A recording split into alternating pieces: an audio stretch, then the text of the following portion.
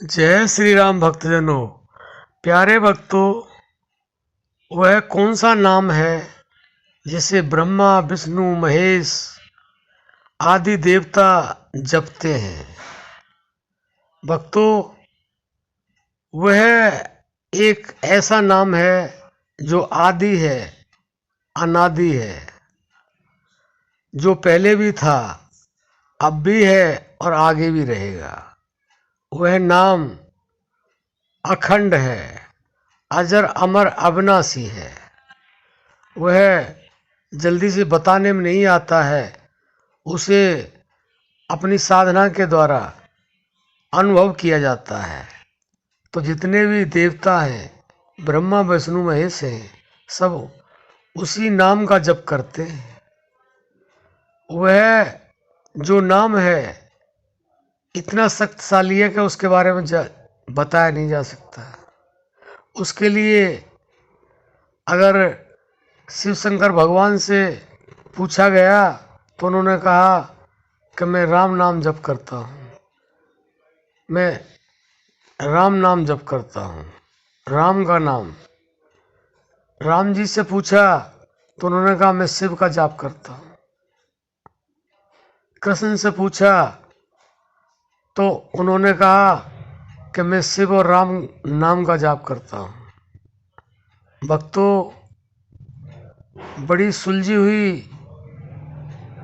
बात नहीं है, उलझी हुई है। इसको थोड़ा समझना पड़ेगा। समझना इस तरह से पड़ेगा कि आखिर वो नाम है क्या, उसको किस तरह से जाना जाए।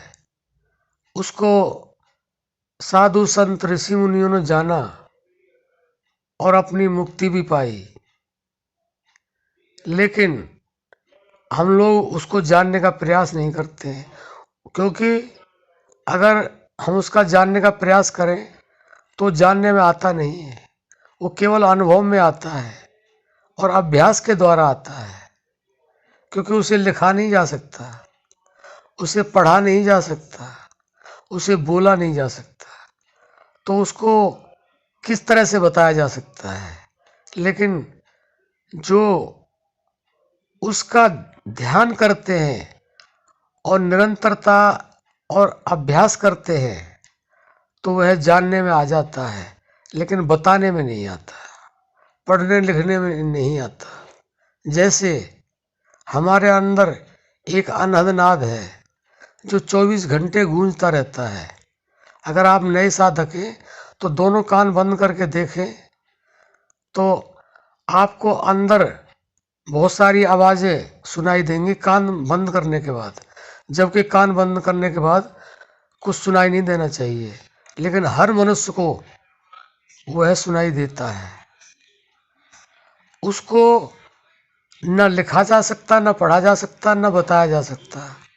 उसको केवल यही बताया जा सकता है कि कोई आवाज़ कान बंद करके सुनी जाती है, और जब इसका अभ्यास हो जाता है तो खुले कानों से हर समय उसे सुना जा सकता है। क्योंकि वो 24 आवर्स आवाज़ हमारे अंदर गूंज रही है, वो प्राकृतिक है। ऐसे ही वह नाम है, उसको बताया नहीं जा सकता। और उसको क्यों नहीं बताया जा सकता? क्योंकि वह निर्लेप है, वो अव्यक्त है, इसलिए उसको व्यक्त नहीं किया जा सकता। इसलिए उसको ब्रह्मा विष्णु महेश भी जपते हैं। सारे जितने भी देवता हैं वो उसका जाप करते हैं। उसी के द्वारा उस पर ब्रह्म को पाया जाता है, और कोई तरीका नहीं है उस पर ब्रह्म को पाने का। केवल वो आदि नाम, अखंड नाम, अमृत नाम, सत नाम, उसी को बोला गया है। उसके लिए केवल इतना इशारा है कि आप सबसे पहले शुरुआत अपनी श्वासों से करें। वह हम इतना बता सकते हैं कि वह हर व्यक्ति की श्वासों के अंदर रमा हुआ है। जैसे दूध के अंदर मक्खन है तो प्रयास के द्वारा उसको निकाला जाता है, ऐसे ही अभ्यास के द्वारा उस अखंड नाम को, सतनाम को जाना जा सकता है। और उसको संतों ने यहाँ तक इशारा दे दिया कि नाम धाम दो एक हैं और नाम नामी भी एक, वाचक वाच अभेद है यही नाम की टेक। तो भक्तों, आप इस सारे को समझें और उस आदि नाम को जाने जो ब्रह्मा विष्णु महेश स्वयं जपते हैं। तो आशा करते हैं कि आप इशारे को थोड़ा समझे होंगे और इशारे को समझने के बाद आप अभ्यास करेंगे और उस नाम को जान करके उस नाम की मस्ती में हमेशा डूबी रहेंगे। अब हम अपनी वाणी को विश्राम देते हैं। जय श्री राम।